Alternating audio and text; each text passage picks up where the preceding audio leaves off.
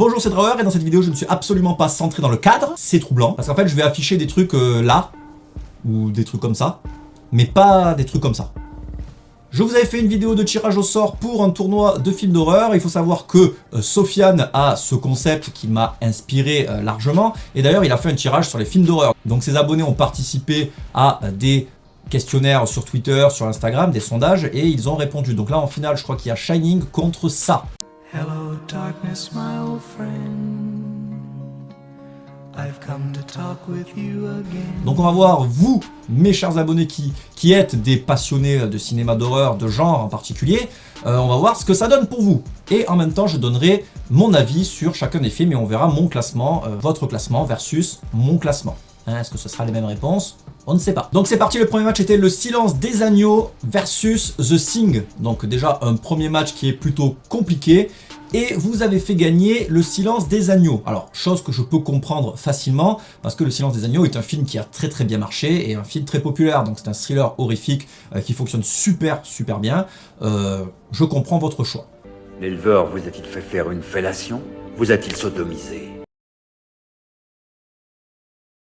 Mon choix, personnellement, va plutôt se pencher vers The Thing de Carpenter, qui est, je pense, mon Carpenter préféré.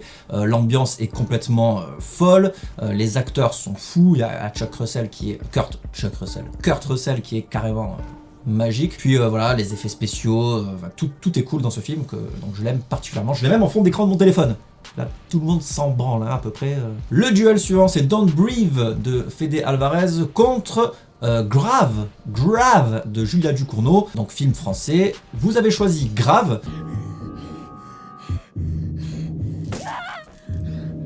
Je sais pas pourquoi Don't Breathe s'est retrouvé dans ce classement d'ailleurs, c'est assez étrange que vous l'ayez nommé au début pour le choix des films, parce qu'il n'est pas si connu que ça. C'est un très bon film que je vous conseille, d'ailleurs je crois qu'on l'a critiqué avec David et Adrien. Mais Grave de Julia Ducournau est vraiment excellent. C'est un film qui parle d'une nana qui est végane ou végétarienne et qui se retrouve cannibale. Elle ne savait pas qu'elle était cannibale, quoi, en gros. J'aime bien le concept, c'est super bien filmé, il y a une très bonne BO, enfin il y a plein de trucs qui sont super cool dans ce film, donc Grave, ouais, je le prends. Il a gagné le Festival de Jarramé en 2017 et totalement mérité. Troisième duel, L'Armée des Morts contre La Cabane dans les Bois. Alors là, duel super compliqué, donc L'Armée des Morts de Zack Snyder, qui est un remake de Zombie de Romero. Voilà, c'est ça. Et le mec se souvient plus qui a fait Zombie, quoi. Et j'ai adoré, moi, L'Armée des Morts. C'est un film de fou, quoi, qui est super péchu avec des zombies qui courent. Enfin voilà, donc on a déjà vu des zombies qui courent dans 28 jours plus tard, mais dans L'Armée des Morts, c'était trop stylé dans le supermarché et tout. Enfin, je kiffe. Et La Cabane dans les Bois, de Joss Whedon, qui est un excellent film. Donc vous pouvez aller voir la première critique que j'ai faite. Donc c'est une vieille critique de film d'horreur que je fais il y a 5-6 ans, donc voilà, ça vaut ce que ça vaut. Mais le film, je l'ai adoré aussi, donc très compliqué pour moi. Donc je dirais que La Cabane dans les Bois, c'est vraiment le film le plus original, on va dire, des deux, parce qu'il y a une espèce de côté méta sur les films d'horreur. Mais L'Armée des Morts est le film que je peux me mater et me remater inlassablement, je le kiffe trop. Donc vous avez choisi Cabane dans les Bois.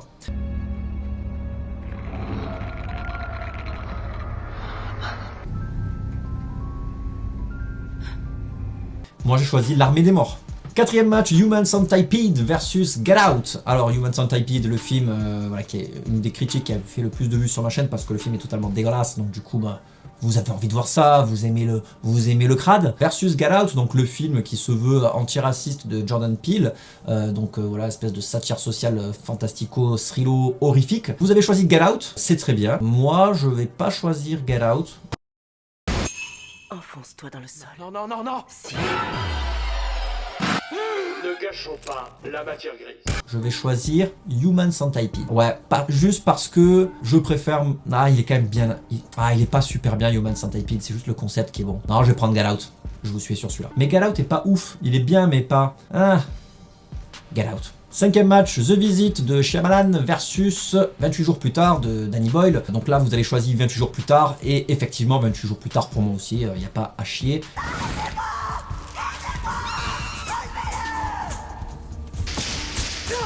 Même si The Visit est carrément sympa, si vous l'avez pas vu, c'est un très bon thriller, ou des thrillers horrifiques encore, où des enfants vont visiter leurs grands-parents et il se trouve qu'en fait, ce ne sont pas vraiment leurs grands-parents. Le malaise. Et 28 jours plus tard, film parfait que nous connaissons tous, vous regardez-le. Numéro 6, Conjuring versus Ça, version 2018. Vous avez choisi Conjuring.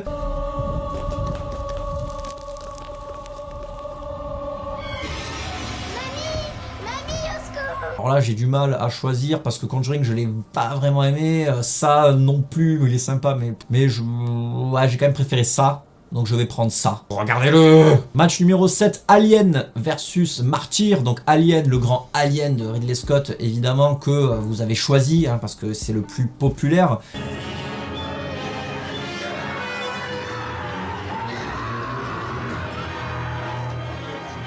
Contre Martyr, qui est le film de Pascal Laugier, qui est excellent, dont vous me demandez encore la critique.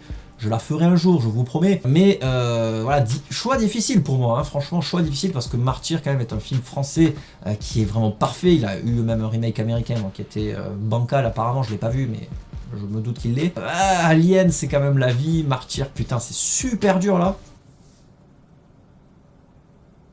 Je vais prendre Martyr parce que Martyr m'a laissé plus de séquelles que Alien. Et dans les Aliens, mon préféré, c'est le Alien 2. C'est Aliens, et j'aime beaucoup aussi celui de Jeunet, le Alien 4. Donc le 1 n'est pas vraiment mon préféré, donc la saga, si ça avait été la saga face à Martyr, j'aurais pris la saga, évidemment. Donc Martyr pour moi, Alien pour vous. Match numéro 8, L'échelle de Jacob, un film très peu connu, versus Massacre à la tronçonneuse, un film très peu connu. Que vous avez choisi Massacre à la tronçonneuse, je prends aussi Massacre à la tronçonneuse, évidemment.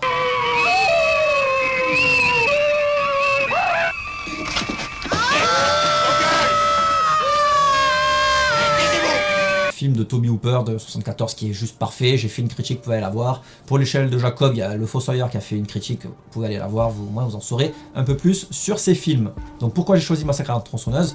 Parce que déjà je l'ai vu au cinéma pour ses 40 ans, je l'ai revu, j'ai dû le voir 3 fois, et 3 fois je l'ai trouvé vraiment bien. Il n'y a aucune effusion de sang, le film a une aura pas possible, rien que son nom et le titre du film est vraiment parfait, inspiré de l'histoire d'Ed Gein et tout. Enfin, c'est passionnant, moi j'ai vraiment kiffé ce film. Match numéro 9, Ring versus L'Exorciste. Vous avez choisi L'Exorciste, je choisis également L'Exorciste.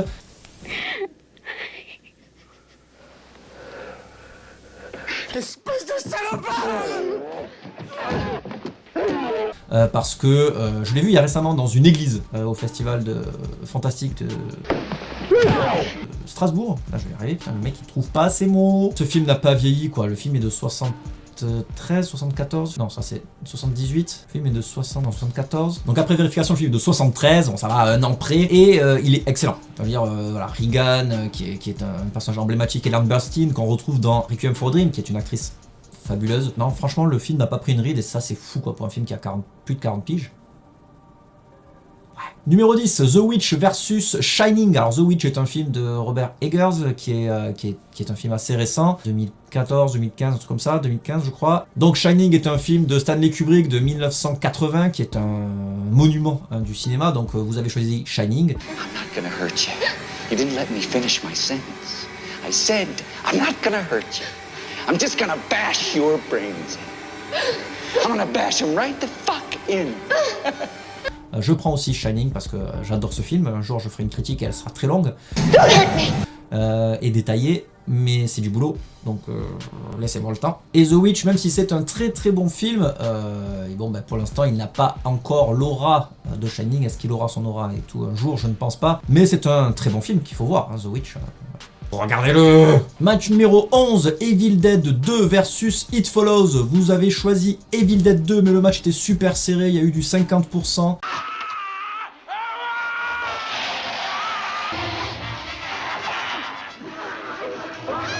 Pour chacun, hein, évidemment. Sur Instagram, j'ai dû le reposter sur l'onglet communauté de ma page YouTube, et vous avez finalement choisi Evil Dead 2. C'est vrai que le match est acharné. Alors Evil Dead 2, voilà, excellent film évidemment de Sam Raimi avec Bruce Campbell qui est complètement cabotin, et a contrario, It Follows, film complètement sérieux, avec une grosse ambiance, une excellente photographie et tout, enfin voilà, c'est pas le même délire. Evil Dead 2 a déjà son aura de film super culte, donc je comprends votre choix. De manière générale, vous prenez les blockbusters, des films qui sont évidents, mais pour ma part, je vais choisir It Follows parce que c'est un film qui m'a beaucoup plu. Greg, est-ce que ça va?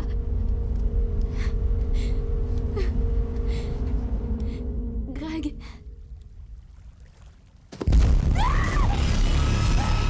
Et j'avoue que ça me déchire le cœur, hein, parce que Evil Dead 2, je l'adore, hein, c'est pour moi le meilleur des trois même, je l'ai en DVD et tout.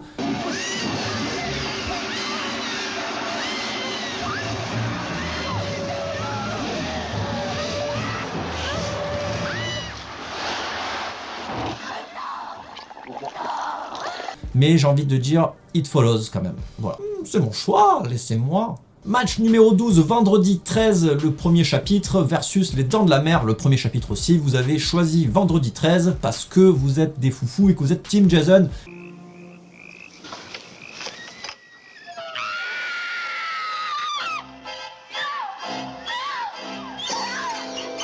Je choisis aussi vendredi 13. Pour moi, Les Dents de la Mer est un bon film d'effroi, d'horreur, à suspense, mais c'est définitivement pas aussi bourrin que un vendredi 13, même si le premier vendredi 13 n'est pas le plus bourrin. Ça reste quand même le meilleur, je pense. Hashtag Kevin Bacon. Numéro 13, Freddy, Les Griffes de la Nuit contre Hérédité, film qui est sorti récemment. Donc les deux sont de très très bons films. Là, je vais pas faire la fine bouche avec Hérédité. Je choisis évidemment Freddy, Les Griffes de la Nuit, comme vous d'ailleurs. Vous avez choisi Nightmare on Elm Street. Voilà, c'est difficile quand même de mettre ce film de côté, qui est quand même un des meilleurs films de Wes Craven, je veux dire mais il y a Scream quand même, il y a match quand même avec Scream.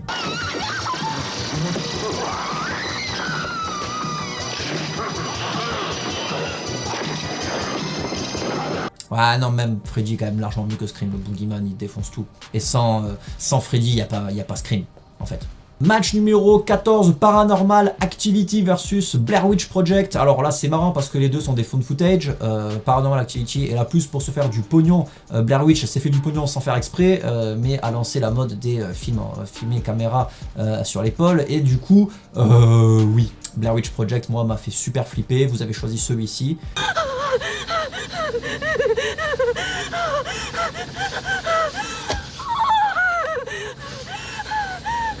Même si il était pas loin devant Paranormal, non, définitivement Blair Witch, même si le film a quand même plutôt mal vieilli, c'est un film qui m'a vraiment trauma. À l'époque, ça faisait vraiment cassette retrouvée, je l'ai vu sur une VHS tout seul, en mode putain, j'étais pas sûr que ce soit... Enfin, j'étais un peu con à l'époque, mais voilà, j'avais presque cru que c'était une histoire vraie, enfin...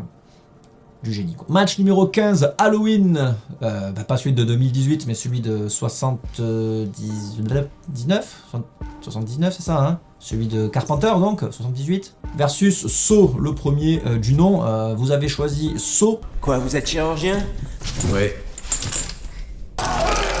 Étonnamment parce que je pense que vous êtes un public un petit peu plus jeune, mais en même temps c'est pas si étonnant que ça parce que Saw 1 est vraiment un excellent film. Regardez-le. Les suites sont vraiment de trop, mais le Saw 1 original est vraiment super. Tout comme Halloween, les suites sont vraiment de trop. Le Halloween original est un monument, sans lui on n'aurait pas eu tous ces films de slasher.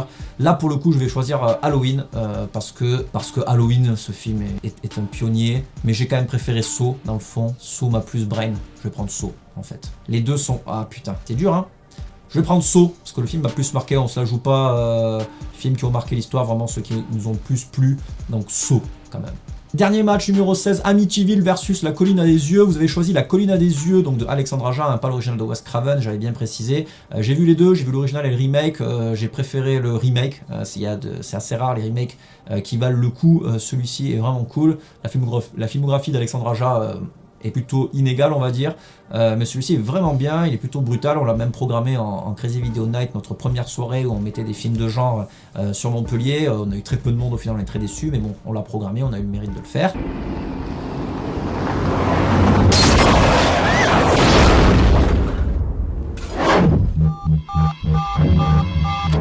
Tu captes un réseau? Non, rien. Et Amityville, j'ai vu le remake il y a pas longtemps, alors lui il est vraiment à chier, j'ai pas vu l'original, alors ça c'est une honte, mais voilà, j'ai pas vu l'original. Du coup je pense que c'est... les gens ont voté pour La Colline à des Yeux parce que peu de gens ont vu Amityville au final. Autant il est très très bien, je ne sais pas, je pourrais pas dire, donc du coup... Voilà, cette première vidéo est terminée, les 16e de finale... sont terminés. On va passer du coup à une poule supérieure qui fera l'objet d'une prochaine vidéo. Je détaillerai peut-être un petit peu plus les films en rajoutant quelques fun facts, pourquoi pas, on va voir. Puis donc on va voir quels sont les résultats. Donc je vous mets une petite image pour vous montrer quels sont les films qui sont présents pour les 8e. Et puis voilà, on se régale. Bisous.